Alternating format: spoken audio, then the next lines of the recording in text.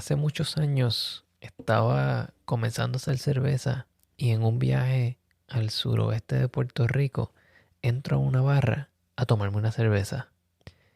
En ese momento el bartender me dice que la persona que hace la cerveza está allí y esta persona estaba cambiando unos barriles. Entablamos una muy larga conversación y ahí fue donde conocí al invitado de hoy, Juan Carlos Torres Monyor, dueño y cervecero principal de Boquerón Brewing Company. Espero que disfruten esta entrevista.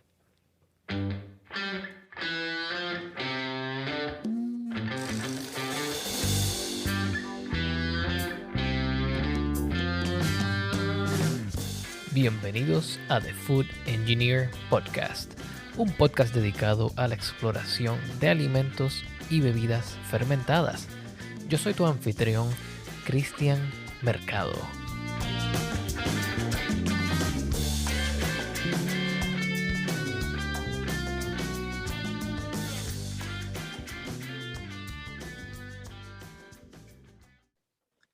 Bienvenidos a otro episodio de The Food Engineer Podcast, un episodio muy especial donde en el día de hoy tenemos a Juan Carlos Torres Monyor, propietario y cervecero de Boquerón Brewing Company. Bienvenido, Juan Carlos, ¿cómo estás?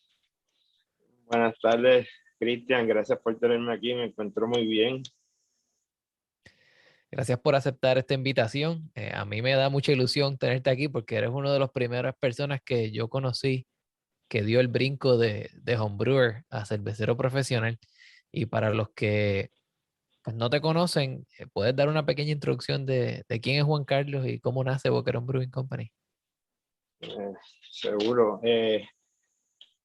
Boquerón Brewing Company como tal nace en el 2011, pero la idea de tener una cervecera artesanal nace cuando yo comencé a hacer cerveza casera en los 90, cuando estaba en la universidad en Nueva Inglaterra, la Universidad de New Hampshire, estudiando ingeniería civil ambiental. Y eso fue para la época de 1992, que yo hice mi primer batch de cerveza artesanal. La idea de tener una cervecera pues surge en aquel entonces, pero en aquel entonces era sumamente complicado y no era tan viable como es hoy en día, en el sentido de que la accesibilidad de los equipos era mucho más compleja en aquel entonces, porque equipos de nivel que yo tengo aquí en Boquerón no existían. Eran cerveceras grandes o era macro o micro, no había nada como Nano Brewery, una cervecera Nano, que fue como empecé yo aquí en Puerto Rico. Bien, entonces empezaste, wow, en los años 90, cuando fue básicamente el segundo boom de cerveza artesanal. Actually, El fue el primero. primero el de los 90 que explotó como hasta, para la época que yo me vine a Puerto Rico, ahí fue que ese primer bubble cayó y no surge el segundo bubble hasta como para el 2008, que los Bien, números te lo dicen, fue ridículo lo que ha crecido la industria del 2008 para acá. sí, muy impresionante. Sí. Eh, y dentro de esta misma línea de conversación, hablando de cómo vamos de un homebrewer a un cervecero profesional, ah, ¿cuáles son las razones que tú le darías a una persona para convertirse o no en un cervecero profesional? Eh, de mi parte, si te apasiona y no te motiva el dinero, hazlo, porque sarna con gusto no pica. Yo nunca pensé que iba a poder decir que tanto que uno escucha que cuando uno tiene algo que le gusta no se considera trabajo, pues así yo me siento. Y si te motiva el dinero y no es una cuestión que te apasione, no te lo recomiendo porque es sumamente cuesta arriba. Yo dejé un estilo de vida que tenía para la época como los comienzos del 2000 hasta el 2011, que me quité por completo. Yo terminé trabajando hasta para una compañía de tasadores, entonces estaba ganando un buen dinero. Trabajaba con la familia, que yo tenía un ingreso bastante sólido. Pero pues la economía aquí se complica un poco y tengo la decisión de quedarme o irme para Estados Unidos a buscar trabajo como ingeniero nuevamente y pues decido hacer el proyecto piloto.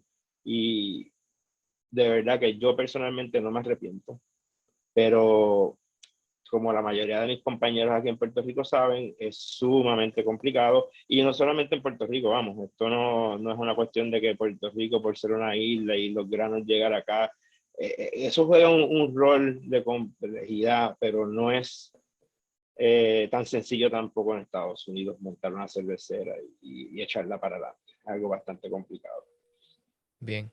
Sí, está el área de la regulación que cambia en cada estado. En Estados Unidos tienes que añadirle el área federal encima de eso.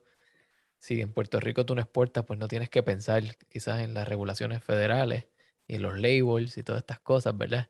Que le añade todo, como tú dices, una capa de complejidad. Eso es correcto. Sí, sí, yo cuando comencé, pues como la mayoría de ustedes saben que yo comencé solamente vendiendo cakes aquí en Puerto Rico y después poco a poco me moví a otras cosas que pues ya yo estoy envuelto con, tanto con a nivel estatal y federal.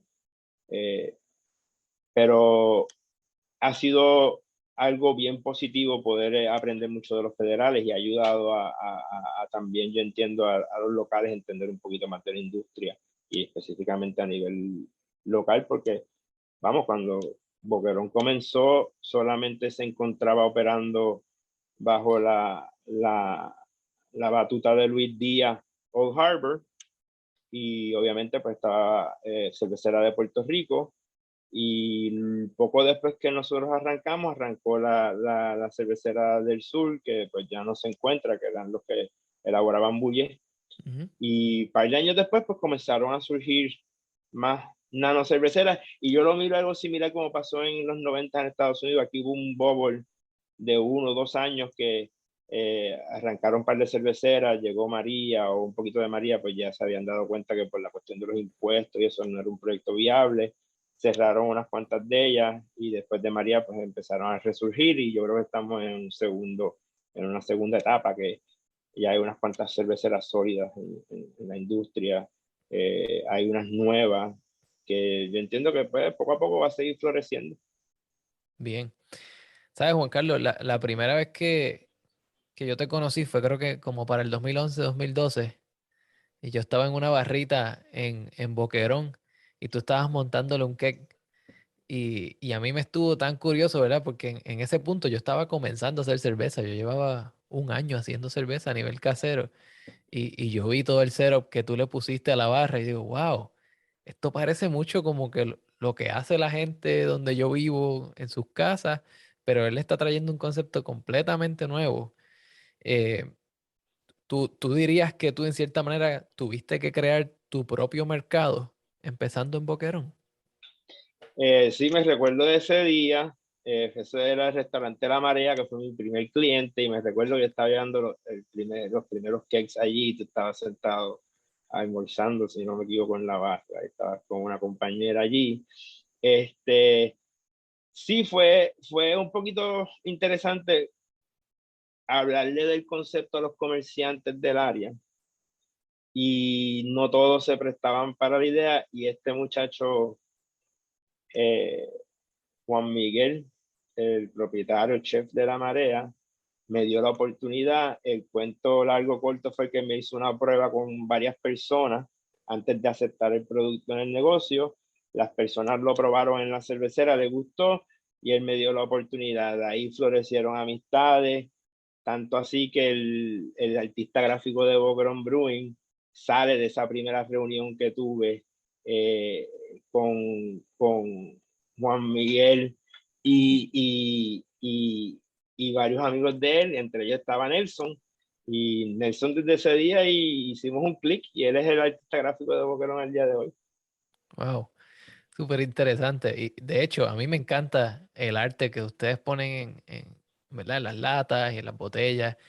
Yo diría que es un arte bien cohesivo. O sea, sabes que es una lata de boquerón o una botella de boquerón cuando ves esos patrones simples, repetitivos y artísticos que son bien llamativos.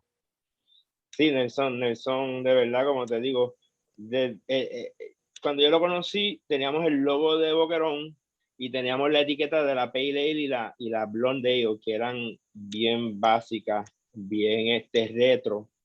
Y yo le di a él el concepto, porque ahí yo le di a probar a él la Crash Boat IPA, que era la tercera cerveza que yo iba a lanzar. Y él le encantó tanto y me preguntó de dónde había hecho el arte, etcétera, etcétera. Y le di la idea de la Crash Boat. Y si te digo que eso fue, yo le dije a él el concepto que yo quería y esa lata, ese arte no ha cambiado. Ha cambiado algo, pero ha sido mejorado, perfeccionado. Pero el concepto como tal, que es el que continúa, que ha continuado evolucionando con la marca, fue gracias a ese diseño de Nelson de la Crash Boat IPA. Juan, y hablando, ¿verdad? Entre, ¿verdad? El área de diseño, el área de tener una cervecería versus el área de ir y llevar unos cakes de vez en cuando, ¿verdad? Hay distintas modalidades de ser cervecero. Hay cerveceros que tienen, como tú, una cervecería en un lugar que son propietarios, y hay cerveceros que simplemente rentan espacio aprovechando la infraestructura de una compañía más grande. ¿Nos puedes hablar un poquito de esos modelos de negocio? Pues sí, yo estaba aprendiendo obviamente del 2017 para acá sobre esos temas, porque pues yo solamente elaboraba en la fábrica de Boquerón y yo comencé elaborando barriles, luego cuando hice la primera expansión que fue en el 2013, que cambié de una cervecera de medio barril, que son aproximadamente 15 galones, a, a una cervecera de 5 barriles, eh, cada barril son 31 galones.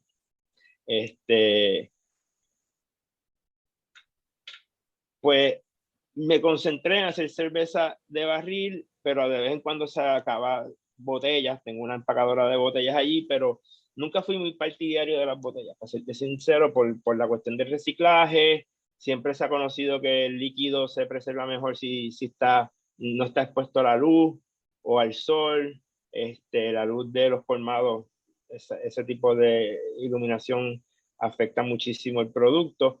Pero cuento largo corto fue que luego de que en el 2015 firmé un contrato de distribución con la gente de Besuárez para ellos distribuirme los cakes solamente de Blonde y Crash Boat, el resto de la distribución yo me quedé con ella de temporada.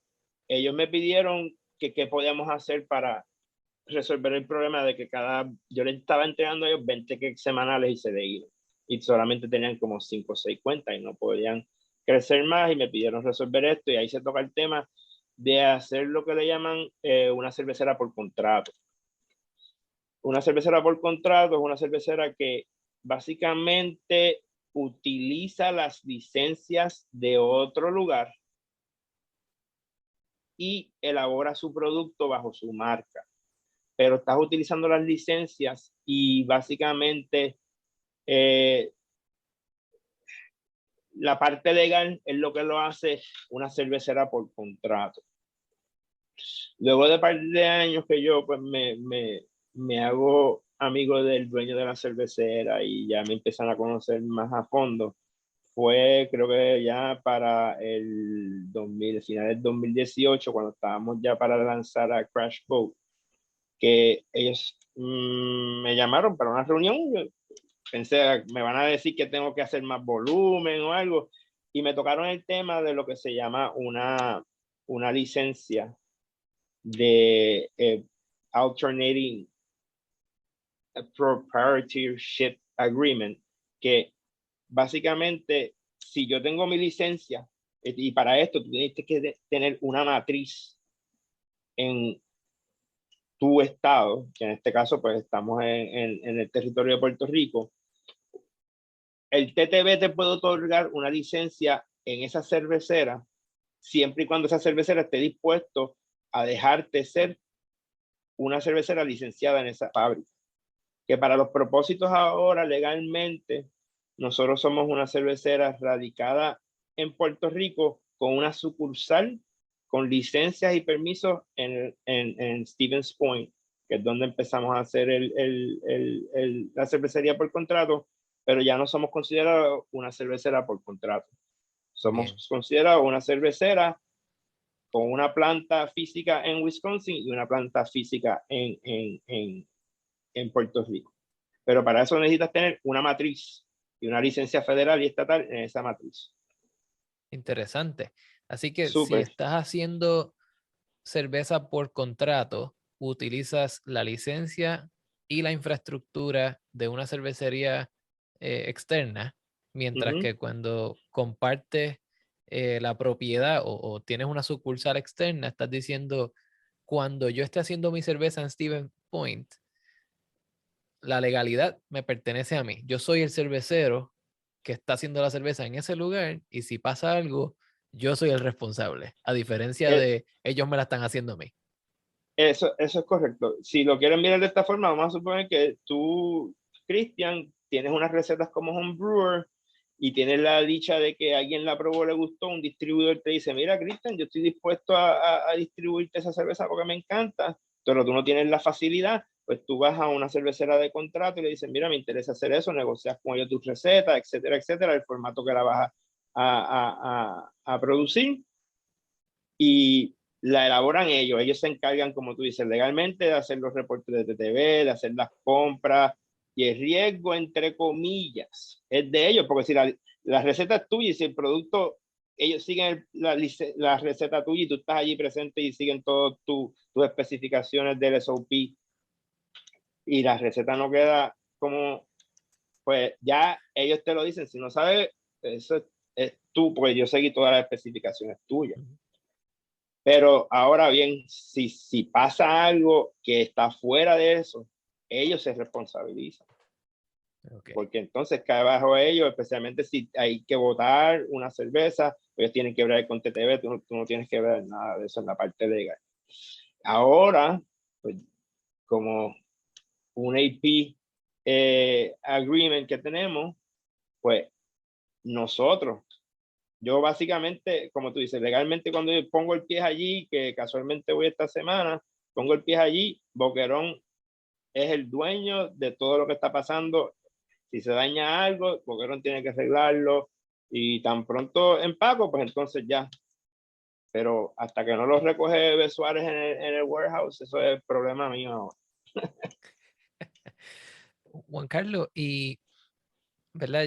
Yo he estado en contacto con la parte legal de la producción de cerveza en Puerto Rico por un tiempo y hubo un momento donde yo quise comenzar mi cervecera en Puerto Rico y cuando corrí los números me di cuenta que era bien difícil salir de lo que le llaman el break-even y eso parece haber cambiado recientemente cuando se creó una escala contributiva un poco distinta por volúmenes para las cervecerías hace algunos, creo que 3 años o algo así. Eh, ¿Cómo eso le afecta a una cervecería como Boquerón?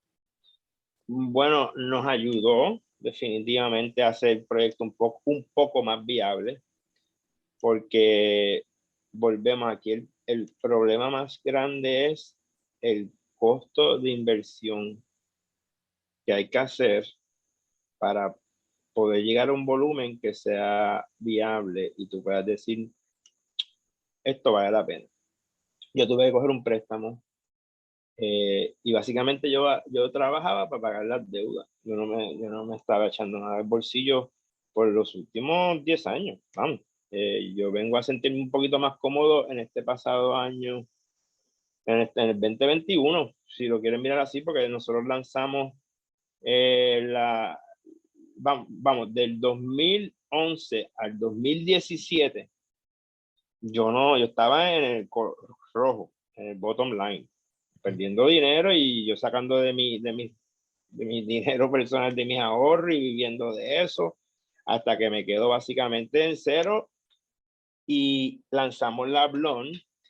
Y si yo no hubiese hecho ese acuerdo con Besuárez, yo no estaría aquí hoy en día, porque llegó María y como ustedes saben, pues María nos tuvo en el piso por 4 o 5 meses, pero Besuárez me había puesto una orden para las Navidades del 2017 y Wow. ellos me apoyaron, que me la pagaron a pesar de que no había llegado a Puerto Rico para darme la mano, porque la cerveza estaba lista. La cerveza literalmente se empacó la noche que María tocó a Puerto Rico.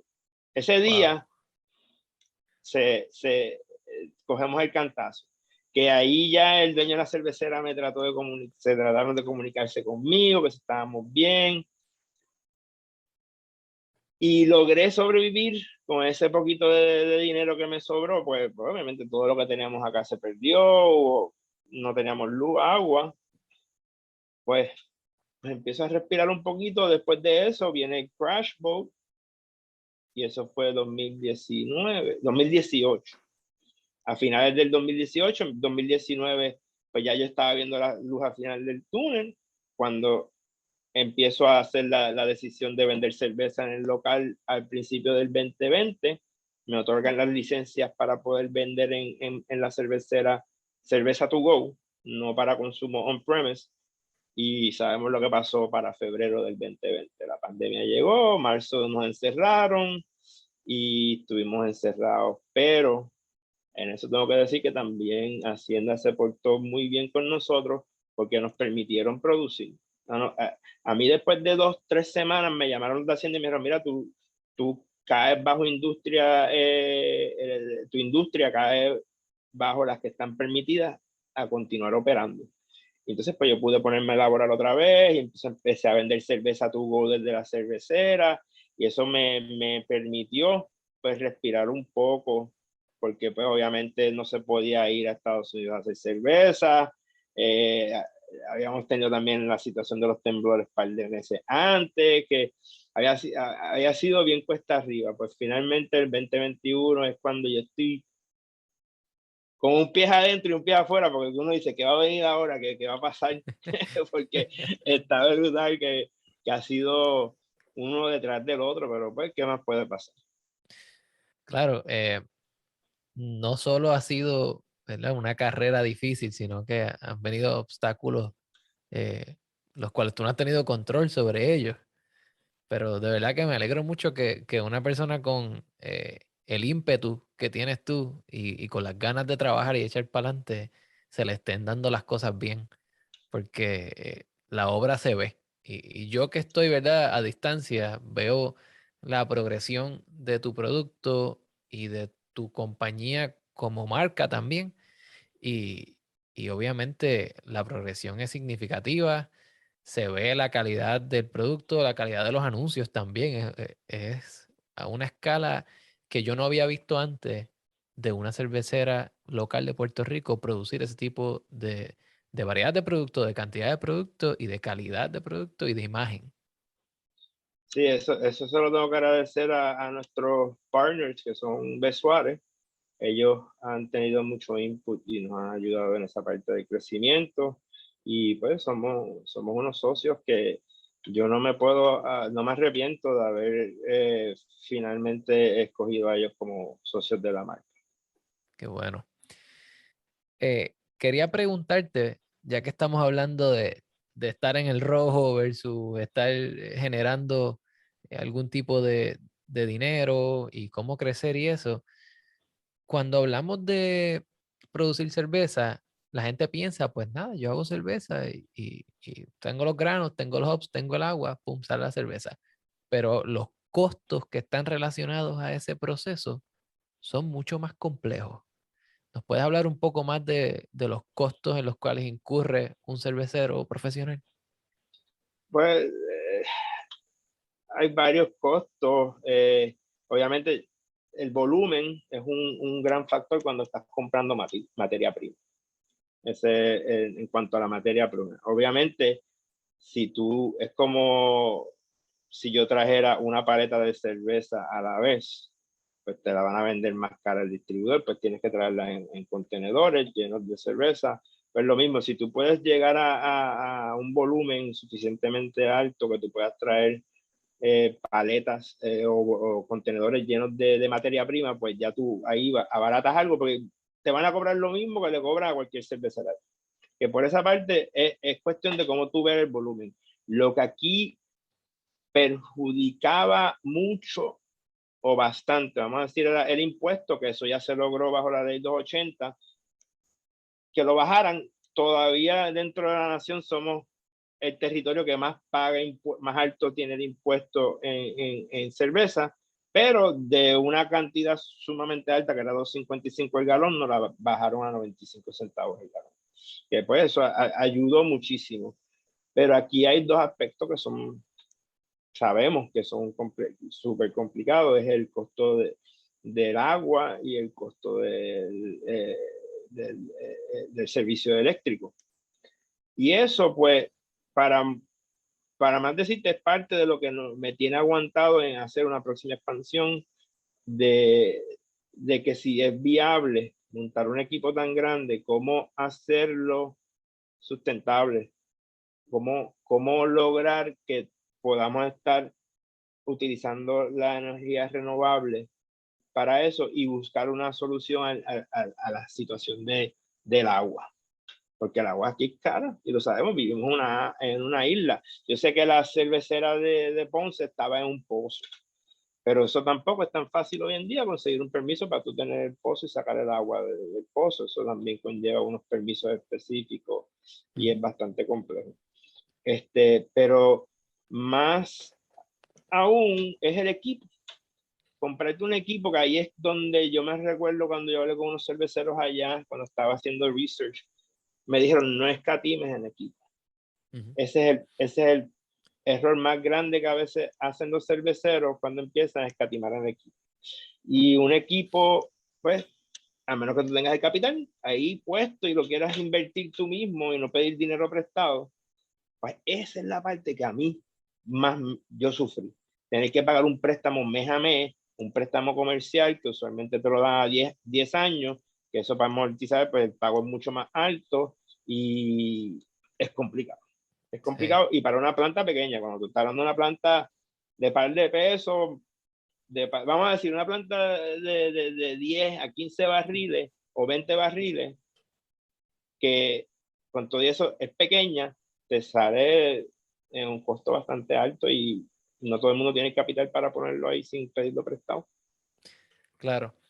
Hace poco estaba hablando con el profesor Doug Miller de la Escuela de Hotelería de Cornell y estábamos hablando sobre los costos de comenzar una cervecería versus otro tipo de negocio. Y uno de los comentarios que él dijo fue, no empieces una cervecería con taproom si no tienes 1 millón para invertir. Porque entre el equipo, el taproom y si vas a tener comida, tú vas a necesitar por lo menos 1 millón para empezar y sobrevivir un año. Claro, esto se aplica más a los costos en Nueva York y a un sistema de unos 15 barriles, pero ¿cuál es tu experiencia con respecto a eso? No está fuera del ballpark, porque primero tiene que haber una combinación de trabajar duro y suerte, obviamente. Porque tú puedes trabajar duro, pero que yo he tenido una dicha que se me han abierto unas puertas increíbles con Besuárez, de la primera, el click que hubo con la cervecera en Wisconsin. Yo tengo una amistad con todo el mundo allí. Yo llego y llego, Juan from Boca Raton is here, tú sabes, y todo el mundo es pana, y salimos a almorzar, conozco a las esposas de los muchachos de allí. Me he quedado personalmente en la casa del dueño de la cervecera en Milwaukee. Que eso pues me ha ayudado muchísimo. Pero ese número de 1 millón, no te quiero decir que es el número, pero está, por eso te digo que no todo el mundo tiene el dinero para ponerlo y decir, pues me coge el riesgo y si lo recupero bien, pero si no, pues puedes vender el equipo y más o menos.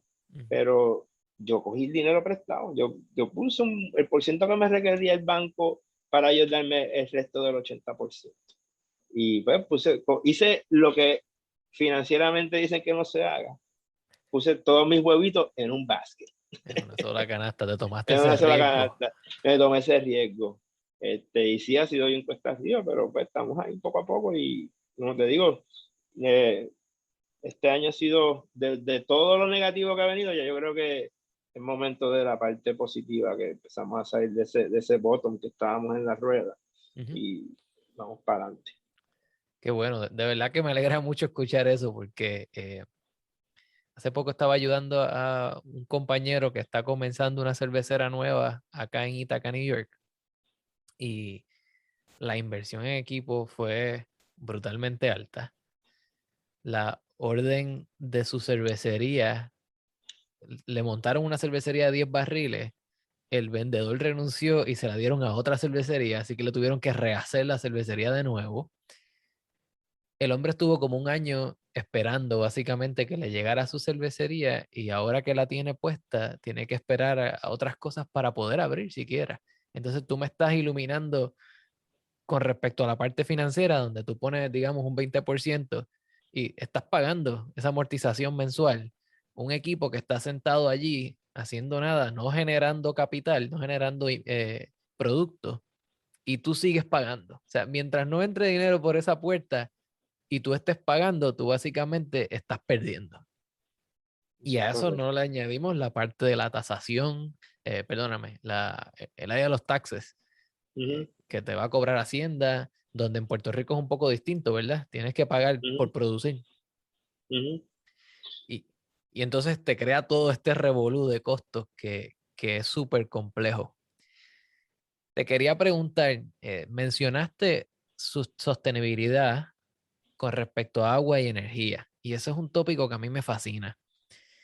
Em, lo que produce una cervecería como desperdicio, y especialmente Boquerón porque está en un pueblo, ¿cómo se maneja eso para evitar tener un impacto muy grande en las tuberías, en el alcantarillado? Y cómo tú ves el crecimiento de Boquerón tomando en cuenta ese tipo de impacto que puedes tener en el procesamiento de aguas municipales?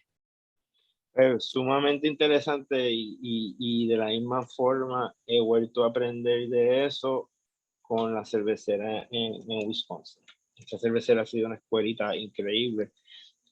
Mira, basado en la cantidad de desperdicios sólidos que nosotros tenemos de la parte de fermentación, pues no tenemos problema porque estamos directamente linkeados al alcantarillado y es tan pequeña la producción que no hay problema.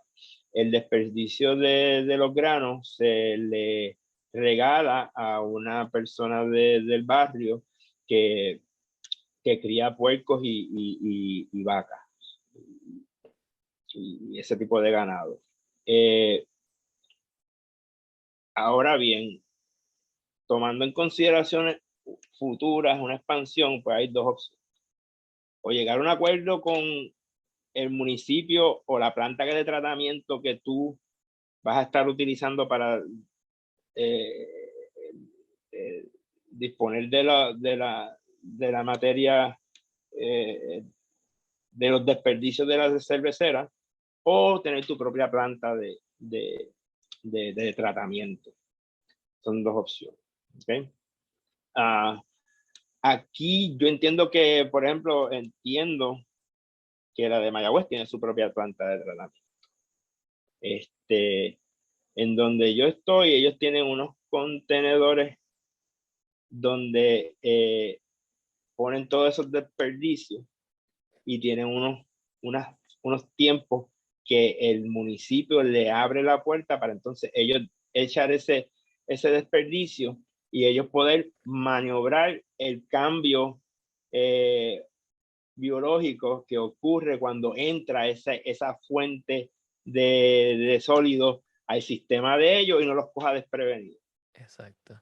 Y ellos están en un acuerdo de que pues cada cierto tiempo pues pueden, específicamente lo más que se habla pues son obviamente los químicos de limpieza, eso se habla bastante, pero lo más que los confunda a ellos cuando entra el sistema es la levadura.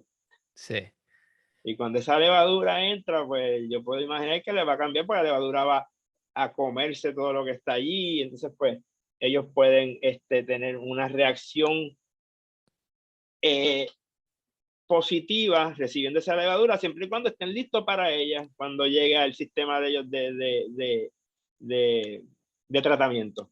sí. Y Y, entonces ellos tienen una comunicación todo el tiempo con el departamento de aguas tratadas allí en el municipio de Stevens Point. Interesante. Y hago esa pregunta porque hace poco fui a visitar una planta de tratamiento de agua. Y para los que no entienden o no han estado expuestos anteriormente al tratamiento de agua, el principio básico es remover sólidos. Y después que se remueven los sólidos, hay unos digestores, unos biodigestores que son anaeróbicos, que tienen muchas bacterias y producen metano. Y ese metano pues se recupera. Echarle levadura directamente cuando ya de por sí hay una carga de sólidos bien grande, es como tirarte 10 paquetes de hamburger encima, donde tú dices, me los puedo comer, pero son 10 hamburgers, me va a pasar algo en el proceso. Y lo mismo le pasa al biodigestor. Entonces tienes tanto y tanto y tanto nutriente que desbalanceas esa ecuación de lo que está pasando ahí biológicamente. Y es súper interesante. Es un problema que todas las cervecerías tienen que tratar con ellas. Como tú dijiste, hay gente que tiene su propia planta de tratamiento, lo cual es una inversión millonaria adicional. Pero yo visualizo un futuro donde hacer cerveza sea hecho de una manera bien sustentable, donde estemos en comunicación continua entre las cerveceras y el desperdicio de agua, donde toda cervecería en teoría podría estar conectada a un alcantarillado, pero bueno, eso soy yo soñando. Sí, te entiendo y estoy de acuerdo, porque especialmente aquí en Puerto Rico, mientras más vamos creciendo, pues ya yo te diría que debemos haber sobre 13, 14 cerveceras operando. No sé a qué volumen están operando ciertas de ellas. Yo no tengo un desperdicio tan agresivo eh, que amerite. Yo trato de mantener eso lo más controlado posible, pero sí, esa preocupación siempre la he tenido presente y la tengo en consideración para un futuro, porque es algo que hay que ser responsable con, con eso, porque uno no puede abrir la manga y dejarlo que se vaya por el drenaje para abajo, porque no estás haciendo nada positivo en ese sentido, especialmente sin un volumen alto. Eh, pero volvemos a ellos le pasó que le tocaron la puerta, porque ellos empezaron a crecer. Esa cervecera era una cervecera pequeña de esa región.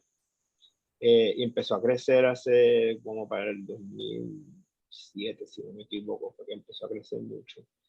Y ahí fue que el departamento vino y le tocó en la puerta: mira, tú me estás tirando un montón de esto encima, muchos hamburgers encima de los microbios míos acá, ¿y qué está pasando?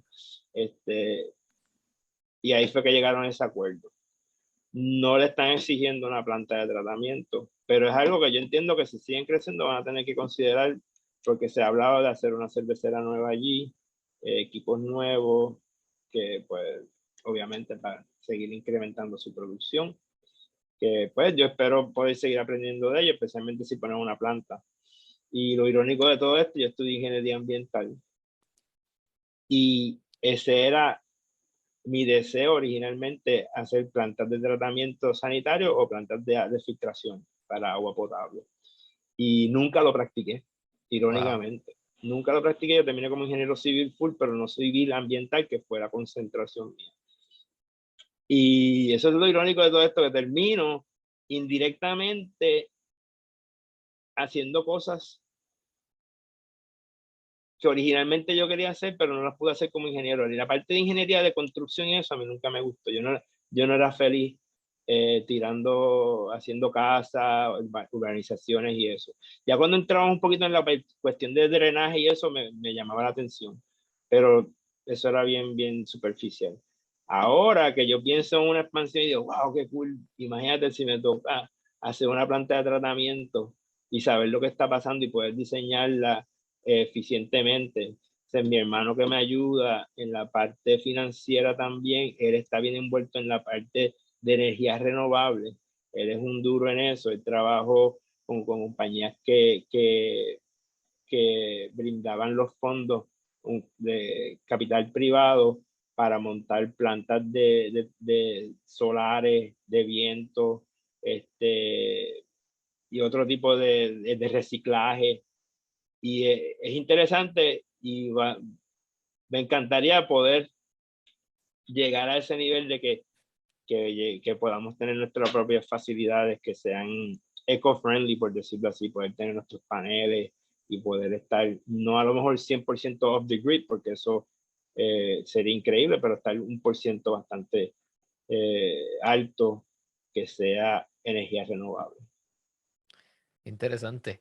Es es un objetivo que para mí es bien noble. Y lo digo desde ese punto de vista porque pues, muchos de nosotros empezamos en cerveza pensando en el producto, no necesariamente en las consecuencias que ese producto puede tener ambientalmente. Y me consta que tu compañía eh, tiene raíces en los objetivos nobles de la conservación ambiental. Y una persona que le gusta correr bicicleta en Boquerón, en esa área, quiere que esa área se mantenga así de bella siempre. Em, Te quería preguntar también o comentar en eso que estabas diciendo sobre el tratamiento de aguas, que he visto casos donde hay cerveceras que tienen problemas con el tratamiento de agua por cuando limpian, se limpia con ácidos y luego o con bases y luego con ácidos, y entonces se echa directo el drenaje y eso crea un flujo de líquido que primero es básico, luego es ácido y también tiene problemas en las plantas de tratamiento. Eh, ¿Cómo una cervecería grande trabaja eso de neutralizar el pH de esos líquidos? Mira, en eso entiendo que ellos también hacen lo mismo y se comunican directamente con las plantas de Stevens Point. Yo acá, como estoy a un nivel más casero glorificado, si lo quieren mirar, muchos de los productos que utilizamos son aptos para tirarlos por el drenaje. No son unos químicos tan fuertes y con las concentraciones que ellos utilizan. Que en ese ámbito, pues yo acá no tengo un issue tampoco. Allá, pues yo entiendo que también vuelven, recogen todo eso, lo neutralizan y ahí es que lo tiran. Ellos tienen varios tanques en donde ellos recogen la levadura, los químicos que están usando para limpiar y cada cierto tiempo corren pruebas con los laboratorios de ellos de asegurarse de que el pH y todo y los nutrientes estén kosher, por decirlo así, con lo que puede recibir el sistema. Dentro de las De especificaciones. especificaciones, sí. Para Qué evitar bien. multas y evitar multas, porque ellos están con eso ahí encima. Si entra algo al sistema, a ellos no le van a pedir que lo arreglen, los van a multar. Exacto. Sí, hace poco vi el caso de una cervecera regional en el área donde yo vivo, donde pagan multas, constantemente pagan multas porque no tienen un sistema donde puedan poner ese líquido, como tú explicaste, ponerlo, neutralizarlo y dejarlo ir cada cierto tiempo cuando la planta pueda procesarlo. Y entonces, pues, tiraban líquidos con pH alto y bajo, desestabilizaban la planta de tratamiento y llevan como 5 años pagando multas. Así que, pues, Multas. es algo que tienen que tener en consideración. Y yo no quiero que esta entrevista termine en un tono negativo, simplemente quiero que las personas que estén considerando ir de homebrewers a cerveceros profesionales entiendan que esto es una ecuación con muchas variables. Eso es correcto. Yo trato de no traerle ese tema porque yo asumo que durante el transcurso de ir de pequeño, pues no creo que nadie va a llegar de la noche a la mañana a ese salto y van a ir aprendiendo como yo he ido aprendiendo autodidacta y como te digo, esta escuelita de Stevens Point de cómo elaborar, a cómo limpiar tus tanques y varios procesos que uno tiene un, un SOP, pues uno va aprendiendo de esa gente y yo creo que todo el mundo que se meta en esto debería pensar, pues, baby steps, Ujú. porque tirarse una muy grande sin saber, lo mejor que yo hice fue comprarme el Sapco, del Sapco ir a 5 barriles y de 5 barriles ir a Stevens Point. Si yo trato de montar una cervecera de 20, 30 barriles, que no suena como mucho, ¿verdad?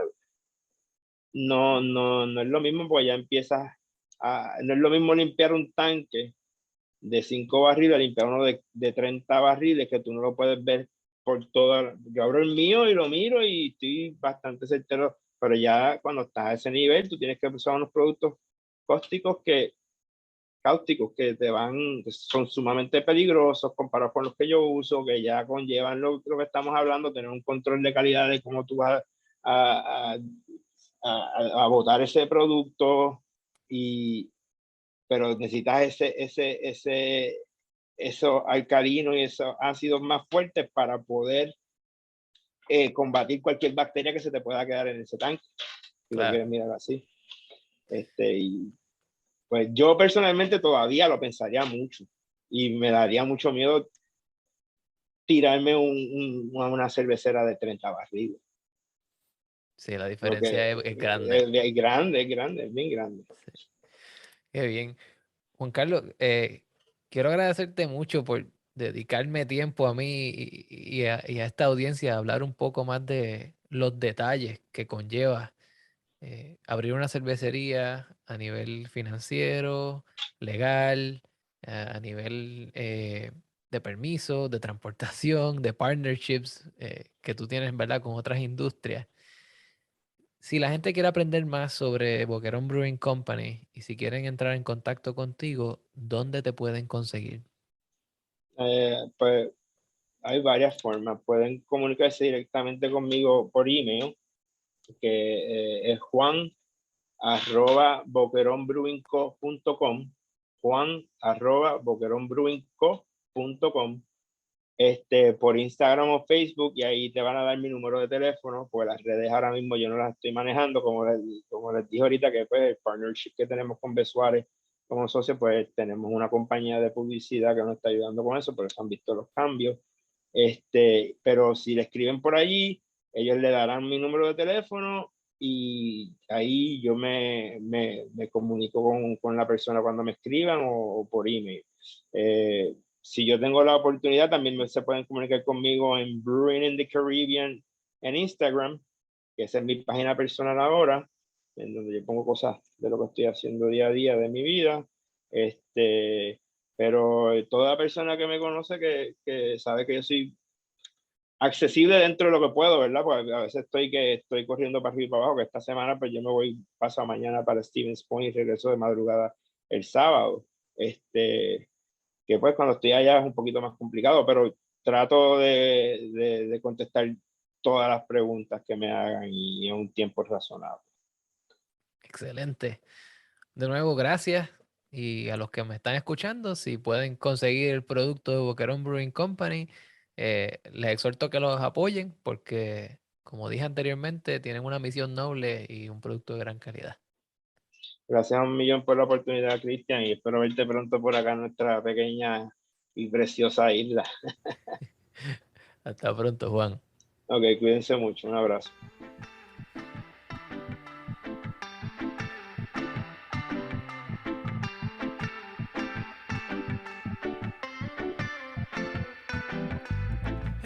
Este episodio fue producido y editado por Cristian Mercado. La música que están escuchando es del álbum Finding a Way de Fellow Marshall, una producción del señor Pedro Lavezarri. Pueden encontrar la música de Pedro Lavezarri en Bandcamp o siguiendo el enlace al fondo de la descripción de este episodio. Sabes que me puedes contactar a través de las redes sociales como The Food Engineer Podcast, o me puedes enviar un correo electrónico a thefoodiengineerpodcast@gmail.com. No te olvides de compartir este episodio y si no te has suscrito, suscríbete. También, si tienes la oportunidad, déjame una reseña en tu plataforma de podcast favorito para que otras personas tengan la oportunidad de conseguir este podcast con más facilidad. Gracias.